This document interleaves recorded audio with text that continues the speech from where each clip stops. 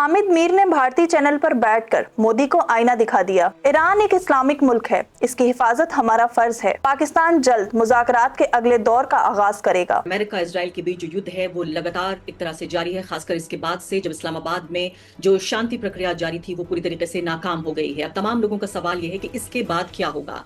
हम ये भी देख रहे हैं कि जंग के मुहाने अलग अलग तरीके से भी खुल रहे हैं। उधर टर्की ने भी एक तरह से इजराइल को इस बात के लिए धमकाया है कि अगर इसी तरह से चलता रहा तो हम आप पर हमला करेंगे। उधर हम देख रहे हैं कि पाकिस्तान में इस वक्त क्या हो रहा है। इन पूरी बातचीत के मद्देनजर और आगे का रास्ता कैसे अपनाया जाएगा, खासकर इस बातचीत के नाकाम होने के बाद हम ये देख रहे हैं कि यूनाइटेड स्टेट्स ने यह कहा है कि अमेरिका की जो सेना है वो भारतीय समय 7:30 बजे के हिसाब से अगर देखें तो ईरान के जो पोर्ट्स हैं, जो उनके बंदरगाह हैं, वहां आने जाने वाले सभी जहाजों पर रोक लगाना शुरू कर देगी। साथ साथ उन्होंने ये भी कहा कि जो जहाज ईरान के अलावा किसी और देश के बंदरगाह के लिए जा रहे हैं उन्हें स्ट्रेट ऑफ हॉर्मुज से गुजरने से नहीं रोका जाएगा। अब ये जो जबरदस्ती हो रही है ईरान के साथ और स्ट्रेट ऑफ हॉर्मुज पे कब्जे के लिए, इस सब के मद्देनजर किस तरह से इन बातचीत को देखा जाए। सबसे पहला सवाल तो मेरा आपसे यही रहेगा कि ऐसा लग रहा था पिछले 48 घंटे या 72 घंटे में कि पूरा जो सेंटर ऑफ यूनिवर्स है वो इस्लामाबाद बन गया है। पूरी दुनिया से नेता और इसके अलावा तमाम पत्रकार, जर्नलिस्ट वहां पहुंचे और उसके बाद ये बातचीत नाकाम हो गई। क्या आप इसे इसी तरह से कहना चाहेंगे कि नाकाम हो चुकी है बातचीत, या फिर हम ये माने कि पहला राउंड नाकाम हुआ है? बहुत शुक्रिया आरफा खानम शेरवानी साहिबा। देखिए, अगर आपने इस इस्लामाबाद में जो मुज़ाकरात हुए, इन मुज़ाकरात के बाद अगर आपने जो यूएस वाइस प्रेसिडेंट हैं जेडी वेंस, उनकी जो एक मीडिया टॉक है उसको भी सुना होगा, और उसके बाद जो पाकिस्तान में जो ईरान के एम्बेसडर हैं उनका जो कल स्टेटमेंट आया था, अगर आपने उसको भी देखा हो तो वो ये कह रहे हैं कि ये जो इस्लामाबाद में पीस टॉक्स हुई ये कोई इवेंट नहीं था, बल्कि ये एक प्रोसेस है। और वो ये नहीं कह रहे ये प्रोसेस था, वो कह रहे हैं ये प्रोसेस है। तो अब आप डिप्लोमेसी को समझती हैं तो आप यकीनन इस चीज़ को अंडरस्टैंड कर सकती हैं कि जब इन पीस टॉक्स में शामिल एक सीनियर डिप्लोमेट जो कि पाकिस्तान में ईरान का एम्बेसडर है और इन टॉक्स में वो बैठे हुए थे, मौजूद थे, वो कह रहे हैं ये एक प्रोसेस है। तो प्रोसेस जो है वो काफ़ी लंबा चलता है। अगर आप पिछले 5-6 साल के दौरान मुख्तलिफ मुल्कों के दरमियान, मुख्तलिफ कंट्रीज़ में जो पीस टॉक्स हुई और फिर जो एग्रीमेंट्स हुए, अगर आप उनको थोड़ा सा एनालाइज करें तो आपको पता चलेगा कि इतने बड़े इश्यूज पे, इतनी बड़ी डिस्प्यूट्स पर सिर्फ एक सिटिंग में जो है ना कोई बहुत बड़ा ब्रेक थ्रू नहीं होता, कोई एकॉर्ड नहीं हो जाता। और इसमें अच्छी बात ये थी कि 1979 के बाद ये सबसे पहला सीनियर लेवल इंगेजमेंट था जिसमें यूएस के वाइस प्रेसिडेंट थे और ईरान की तरफ से उनकी पार्लियामेंट के स्पीकर और फॉरेन मिनिस्टर बैठे हुए थे, and they engaged with each other, they exchanged their views with each other for more than 21 hours। 21 मेरे ख्याल से ये मुज़ाकरात नाकाम नहीं हुए हैं।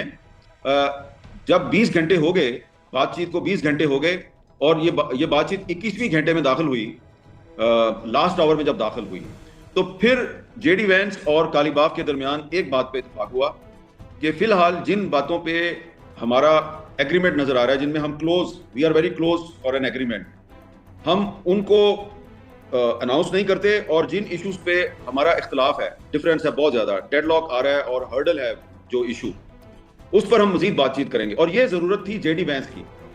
बड़ी एक अहम बात यह है कि जेडी वेंस जो है वो 21 घंटे के मुज़ाकरात में उन्होंने 8-9 मरतबा एक्सक्यूज किया, फोन उठाया, साइड पे गए और डोनाल्ड ट्रंप के साथ फोन पे बात की। कभी 3 मिनट, कभी 5 मिनट, एक दफा उन्होंने 10 मिनट तक उनको ब्रीफ किया। और Donald Trump indirectly in peace talks में शामिल थे। बार बार जेडी वेंस उनसे गाइडेंस ले रहे थे, उनसे इंस्ट्रक्शंस ले रहे थे। तो जब भी वो एक्सक्यूज करते थे और साइड पे जाते थे तो जो ईरानी पार्लियामेंट के स्पीकर हैं Ghalibaf, who is a very well experienced politician, तो वो मुस्कुरा के बाकी अमरीकियों की तरफ देखते थे, फिर मुस्कुरा के वो पाकिस्तानियों की तरफ देखते थे, फिर वो मुस्कुरा के अपने राइट लेफ्ट पे अपने साथियों की तरफ देखते थे। और उनकी मुस्कुराहट में ये पैगाम होता था कि ये बंदा जो है बेचारा इतनी दूर से चल के आया है, ये वाइस प्रेसिडेंट है यूनाइटेड स्टेट्स ऑफ अमेरिका का, लेकिन इसके पास पूरी अथॉरिटी नहीं है बातचीत करने की, बार बार इसको जाकर ट्रंप से बात करनी पड़ती है। आखिरी घंटे में फिर जब जेडी वेंस वापस आए लास्ट इंस्ट्रक्शन लेके डोनाल्ड ट्रंप से, बैठे मेज पे, तो उनमें ये एग्री हुआ कि अब हम एक दफा वापस जाते हैं और ये प्रोसेस चलता रहेगा, हम दोबारा बैठेंगे, दोबारा हमारे मुज़ाकरात होंगे। जिन इश्यूज पे हम एक दूसरे के करीब आ गए हैं उनको हम पब्लिक नहीं करेंगे, जिन इश्यूज पे हमारा प्रॉब्लम है, हर्डल है, उन पर हम दोबारा बातचीत करके और दोबारा बैठेंगे। लिहाजा मेरा ख्याल है कि ये प्रोसेस अभी नाकाम नहीं हुआ, चल रहा है। ये चलिए, मुझे प्रोसेस लगता है अभी चलता रहेगा। मुझे लगता है you are hoping against hope. और मैं आपसे यही सवाल पूछने वाली थी कि आपने जो अभी ये मंजरकशी की है कि किस तरह से वो एक एक मिनट पर बातचीत कर रहे थे, किसी और वेस्टर्न जर्नलिस्ट ने उसको एक लंबा ट्वीट थ्रेड बनाया है और कहा है कि एक ऐसे व्यक्ति को, एक ऐसे शख्स को भेजा बातचीत करने के लिए डोनाल्ड ट्रंप ने जिसके पास कोई अथॉरिटी नहीं है। हमने तो हिंदुस्तान पाकिस्तान में ये बातें सुनी थी कि यहाँ पर एक पॉपेट की तरह नेता होते हैं, लेकिन ये बात पहली बार पता चली कि अमेरिका में, जिनको कहा जाता है इतने डेवलप्ड सिविलाइजेशन और डेवलप्ड डेमोक्रेसीज है, वहां भी ऐसा होता है कि कॉन्स्टिट्यूशनल पोस्ट पे बैठा हुआ जो एक शख्स है उसके पास अथॉरिटी नहीं है। मैं ये कह रही हूँ कि अब आगे जो बढ़ने की बात है वो ये, आप कह रहे हैं कि बातचीत चल रही है। यहाँ ये बात समझ में आना मुश्किल हो रहा है कि जिन चीजों पर अग्रीमेंट हुआ है उन चीजों को वो बाहर क्यों नहीं लाना चाहते। क्या दोनों देशों के बीच जो उनकी डोमेस्टिक कंस्टिट्यूएंसीज हैं उनको नहीं बताना चाहते? क्योंकि यहाँ पर हामिद साहब, ये सिर्फ नेताओं के बीच की बातचीत नहीं है, ये करोड़ों लोगों की जिंदगियों का सवाल है। और हम और आप भी यहाँ पाकिस्तान, हिंदुस्तान में बैठे हुए लोग भी, हमारे लिए भी इतनी बड़ी एनर्जी का जो है, एनर्जी सिक्योरिटी का क्राइसिस पैदा हो गया है। पूरी दुनिया चाहती है कि ये वॉर खत्म हो। अगर आपकी बात पे मैं मानूं, अगर आप कह रहे हैं, मैंने कहा you are hoping against hope, लेकिन मान लेते हैं आप कह रहे हैं कि बातचीत जारी है। हमने ये भी देखा कि इन दोनों के बयानात में बहुत बिटरनेस नहीं है, कड़वाहट नहीं है, दोनों तरफ से जो बयान आए हैं, तो आपकी बात में दम तो है। लेकिन फिर ये स्ट्रेट ऑफ हॉर्मुज के ऊपर कब्जा करने की ये जबर के साथ, फोर्स के साथ इस कोशिश को कैसे देखा जाए? अगर अच्छे माहौल में बातचीत हो रही है तो ये फिर क्यों यूनाइटेड स्टेट्स ने, खुद ट्रंप ने इस ऑर्डर को जारी किया है और कहा है कि हिंदुस्तान के 7:30 और आपके 7 बजे, आज शाम की बात हो रही है, सभी जहाजों पर रोक लगा दी जाएगी, ब्लॉकेट शुरू हो जाएगा। तो ये कैसी बातचीत है, ये कैसी रजामंदी है जिसमें जबर के साथ स्ट्रेट ऑफ हॉर्मुज को ले लेना चाहता है अमेरिका? अब मैं होपिंग अगेंस्ट होप का जो आप बात कर रही है, मैं तो देखें एज अ जर्नलिस्ट अपनी इंफॉर्मेशन आपके साथ शेयर कर रहा हूँ। और मैं अब आप डोनाल्ड ट्रंप जो है उसके बारे में क्या कहूँ। अब आपने कहा बातचीत बड़े अच्छे माहौल में हो रही है, मेरे ख्याल से अच्छे माहौल में नहीं हो रही, एक अदम एतमाद की फजा है, यानी कि एक ट्रस्ट डेफिसिट मौजूद है। उस ट्रस्ट डेफिसिट के बावजूद जो है ये एंगेजमेंट अभी चल रही है। देखिए, अगर आप सिर्फ पाकिस्तान के पॉइंट ऑफ व्यू से देखें तो पाकिस्तान ने तो इसमें बहुत कामयाबी हासिल कर लिया है। पाकिस्तान को जो चाहिए था, पाकिस्तान को उससे ज्यादा मिल गया है। और अब अगर पाकिस्तान इन मुज़ाकरात से साइड पे हो जाए, पाकिस्तान के भाई हमने तो जो करना था कर दिया, अब आप दोनों जाने, तो क्योंकि पाकिस्तान को इंटरनेशनल रिकग्निशन भी मिल गई, पाकिस्तान की पूरी दुनिया में वाह भी हो गई, लेकिन इतना काफी नहीं है। देखें, इंडिया जो है वो इसको आप इंडियन पॉइंट ऑफ व्यू से देख रही हैं, अच्छी बात है कि आप भी समझती हैं कि इंडिया भी एक स्टेक होल्डर है, क्योंकि एनर्जी क्राइसिस में इंडिया भी अफेक्ट होता है। लेकिन पाकिस्तान जो है वो एनर्जी क्राइसिस के साथ साथ नेबर भी है ईरान का, बहुत लंबा बॉर्डर है हमारा और ईरान का। और इसके अलावा अगर ये मसला रिजॉल्व होता है तो हमें तो इसका बहुत फायदा है पाकिस्तान को, क्योंकि हमारा जो ईरान के साथ गैस पाइपलाइन का प्रोजेक्ट है वो अमेरिकी पाबंदियों की वजह से, अमेरिकन सैंक्शंस की वजह से वो चल नहीं रहा था। हमें तो बहुत फायदा है अगर ये सैंक्शंस खत्म होती हैं। इसीलिए पाकिस्तान की तरफ से भी कोशिश की जा रही है। लेकिन अब क्योंकि पाकिस्तान ने एक कोशिश करके एक राउंड करवा दिया है, प्रोसेस जो है ये अभी चलेगा, इसका एक राउंड हो गया है। अब अकेले पाकिस्तान के लिए भी मुझे लगता है कि मुश्किल हो गया है कि इनको दोबारा बार बार बिठाया जाए, क्योंकि पाकिस्तान ने एज एन आई विटनेस, इनके मीडिएटर के तौर पे इनके दरमियान बैठ के देख लिया कि इनका किन चीजों पे एग्रीमेंट है, किन चीजों पे इनका आपस में एग्रीमेंट नहीं हो रहा। तो उसमें अब अमेरिकन साइड जो है वो तो इतनी इंटरेस्टेड नहीं है, लेकिन ईरान जो है ना, उसको कुछ गारंटियां चाहिए, they need some guarantees. Iran इसमें कोशिश कर रहा है कि अगला जो राउंड होगा उसमें कुछ और जो स्टेक होल्डर्स हैं उनको भी शामिल किया जाए। तो अगर ईरान की डिमांड पर कुछ और स्टेक होल्डर्स भी शामिल होते हैं तो जाहिर बात है फिर अमेरिका भी अपना एक आधा साथी जो है उसको मुज़ाकरात की मेज पर बिठाने की कोशिश करेगा। तो अभी जो अगली टॉक्स हैं, टॉक्स का जो अगला राउंड है, उससे पहले डोनाल्ड ट्रंप की ड्रामेबाजियां जो हैं उनको मैं ज्यादा अहमियत नहीं देता। इसलिए सीज फायर जब होने वाला था उससे एक रात पहले डोनाल्ड ट्रंप ने क्या कहा कि मैं एक पूरी सिविलाइजेशन को खत्म कर दूंगा। फिर जब सीज फायर अनाउंस हो गया उसके बावजूद डोनाल्ड ट्रंप साहब धमकियां देते रहे।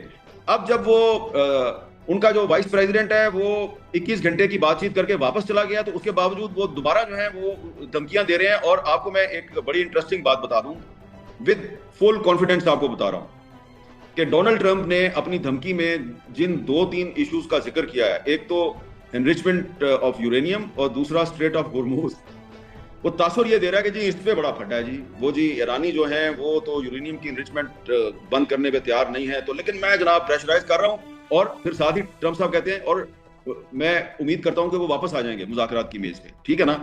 ये इश्यूज जो हैं इन पर कोई फटा नहीं हुआ, कोई प्रॉब्लम नहीं हुआ टॉक्स के दरमियान। 21 घंटे की बातचीत में इन इश्यूज पे कोई प्रॉब्लम था ही नहीं, इस पे ये काफी करीब आ गए थे। जिस इशू को डोनाल्ड ट्रंप अवॉइड कर रहा है, जिसका वो जिक्र नहीं कर रहा, जिसकी वजह से ईरानी जो हैं वो खड़े हो गए जब चंद इंच के फासले पे थे, they were inches away from a break through.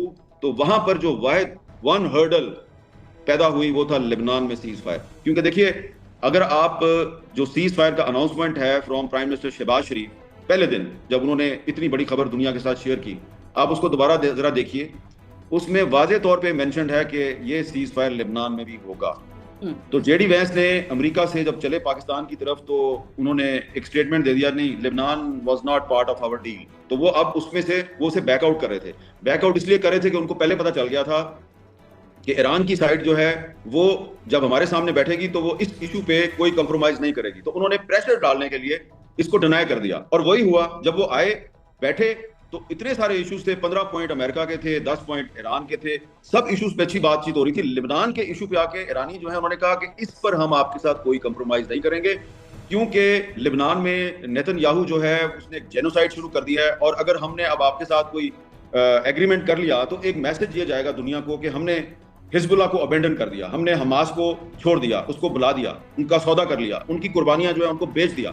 ये हम नहीं कर सकते, आप हमसे तवक्को ना करें, इस पर आपको सीज फायर करना पड़ेगा।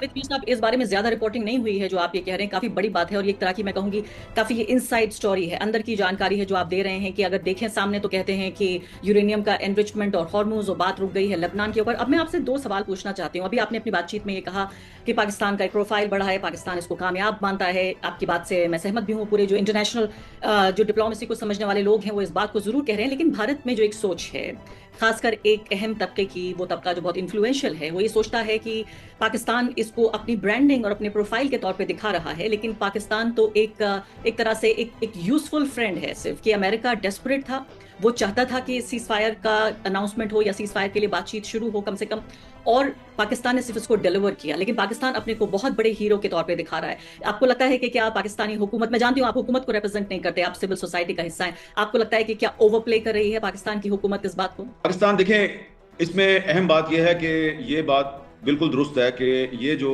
सीज फायर था और ये जो पीस नेगोशिएशंस थी, ये ईरान से ज्यादा अमेरिका की जरूरत थी। और क्योंकि मैंने सिर्फ इस रीजन में नहीं बल्कि बाकी रीजन्स में भी जाके मैंने बहुत सी जो जंगें हैं, बहुत सी वॉर्स हैं, उनको कवर किया हुआ है।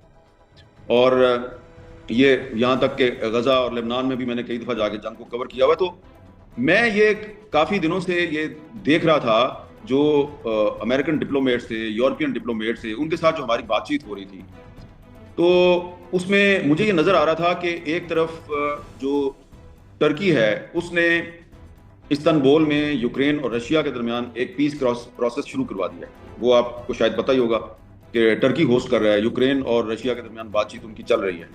दूसरी तरफ चाइना ने ताइवान के साथ बातचीत शुरू कर दिया, उनका पीस प्रोसेस जो है वो चाइना में शुरू हो चुका है, जो कि बड़ा सेटबैक था। फिर ये हुआ कि जब डोनाल्ड ट्रंप ने नेतन्याहू के साथ मिलकर जंग शुरू की ईरान के खिलाफ, तो यूरोप ने इस जंग का पार्ट बनने से इनकार कर दिया। अब आप ये देखें कि ये पहली दफा हुआ है, क्योंकि मैंने अफगानिस्तान की जंग को कई साल कवर किया है, मैंने इराक की जंग को जाके वहां पे कवर किया, और लेबनान, फलस्तीन, यहाँ तक कि चेचनिया तक हम पहुंच गए। तो जो पूरी दुनिया में जो आपके सोर्सेज होते हैं वो आप उनसे बातचीत करते हैं, पूछते हैं कि क्या हो रहा है। तो ये जब जंग शुरू हुई तो इसमें जो सबसे बड़ा सेटबैक था डोनाल्ड ट्रंप के लिए वो ये था कि एक तो यूरोप ने उसके साथ खड़े होने से इनकार कर दिया। हामिद मीर ने भारतीय टीवी पर बैठकर मोदी को 2 टोक जवाब देकर हक का आईना दिखा दिया है। बदलती आलमी सियासत में आज पाकिस्तान का मौकिफ मजबूत है, हत्ता कि बड़ी ताकतें भी इसे संजीदगी से देख रही हैं। ईरान जैसे बर्दाक इस्लामी मुल्क की सलामती हमारा मुश्तरका फर्ज है और खित्ते में अमन के लिए पाकिस्तान जल्द अगले मुज़ाकरात का आगाज करेगा। वॉइस ऑफ नेशन की वीडियोस देखने के लिए हमारा चैनल सब्सक्राइब कीजिए और बेल के आइकॉन पर क्लिक कीजिए ताकि आप हमारी तमाम आने वाली वीडियो से बाखबर रह सकें।